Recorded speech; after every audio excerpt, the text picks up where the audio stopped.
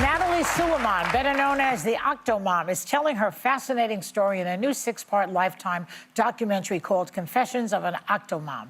In it, she reveals how she felt when she learned she'd be giving birth to octuplets after already being a mother of 6. Take a look. What did I do to my family? My kids. That was horrible. Horrible. I regretted going back. I can't say I regret my kids. I love them, you know. But at that moment, I regretted it all, right away. I felt so ashamed. I had so much guilt. What did I do to my kids? What am I gonna do? How am I gonna spread myself that thin with all of them? There's no way. Please welcome Natalie Suleman.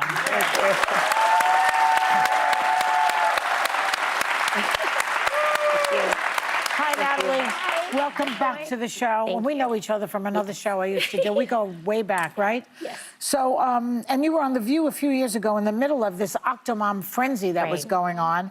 Then you stepped back. You took a break from the public eye until now. So why are you coming back? Why is this a good time to tell your story? Well, I've been hoping and praying to one day have the opportunity to actually share my true story, to have a voice when I didn't have one in the beginning. You know, the media, the tabloid media in particular, they're quite powerful and polarizing. And brutal. They jumped all over you. Yeah. And so I've been hoping, praying, and now my kids are older. My octuplets, they're 16. Wow. And they've been strongly encouraging, you know, me and Oh, I wish we could keep that. Natalie, I have to say that it's a very powerful documentary, and like many things we look back on, it all comes back to you, and you realize the power of not questioning things you read, like making sure people know there's often a story underneath those headlines. Right. And that's where this is so powerful to actually see that. Now, your octuplets, the 8 younger babies are 16, which is hard to believe, and you have 6 other children, which that was news to me, ranging from 18 to 23. Right. So in this, for the first time, they share what it was like growing up. Can you tell us what it is like every day for you and how everyone is doing? Oh, wow. First and foremost, what matters most, they're all doing so well. They're all healthy, all of them. Well-adjusted. They're so cute. They're all healthy, well-adjusted, and thriving. All of them. Every single one. None of the octuplets, not one, has a disability. Not physical. They've surpassed all odds against them. It's incredible. Wow. Yeah. It's not normal at all. And I've only one child out of 14 that has a disability. He's Aiden. He's profoundly autistic. He's total care. All my kids are with him right now. And he's very loved and protected all the time. Yeah. Well, Natalie, what is totally normal is going to the grocery store. And we've got footage of you doing just that. We're seeing footage of you, and you look like a completely normal family, except that you are covered from head to toe. And you said that that's for your anxiety and your PTSD from all that happened. So why don't you want people to see you? Well, it's kind of a multifaceted hat. Sun number 1, I protected my skin from the sun decades. And then it also is, it's helpful because it reduces my social anxiety.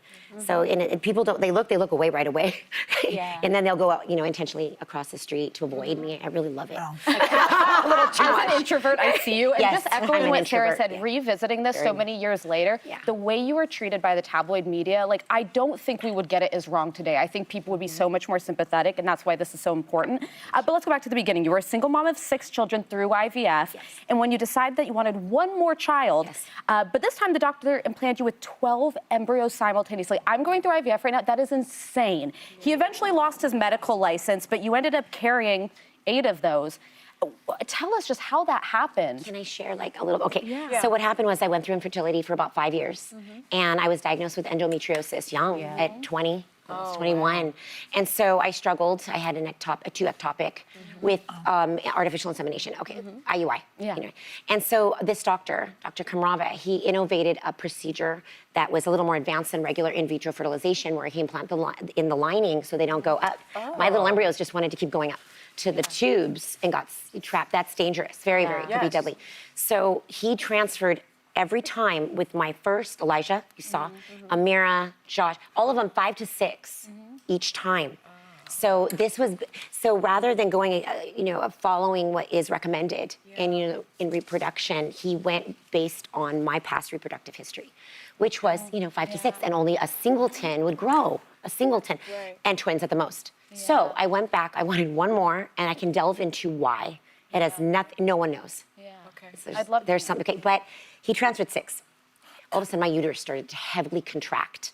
Okay, and mind you, during retrieval, you're heavily sedated with medication, not anesthesia. I've done IVF as well. Oh, really? Yes. Okay, so you got medication. I gotcha. Are you Yes. lucid in your mind? No. No, okay. No, you don't know what's going on. You have no not. idea. No, and so he transferred 6. And all of a sudden, my uterus heavily contracted as if, hey, I want to get this out, all of it. He came up to me with the embryologist and said, okay, so you did the fresh cycle. There's 6 more embryos in the Petri dish, so it was not simultaneous. Then he came up to me and said, we'll transfer the other 6. I said, I don't know, they all expelled. I reiterated, are you 100% certain they're all gone? In my own slurred words, he said, they're all, expelled. I said, I'm not coming back, I promised myself, and I can't do this to my family. I'm just gonna, okay. Then they transferred after an hour, 6 more. And my HCG level 9 days later was 640.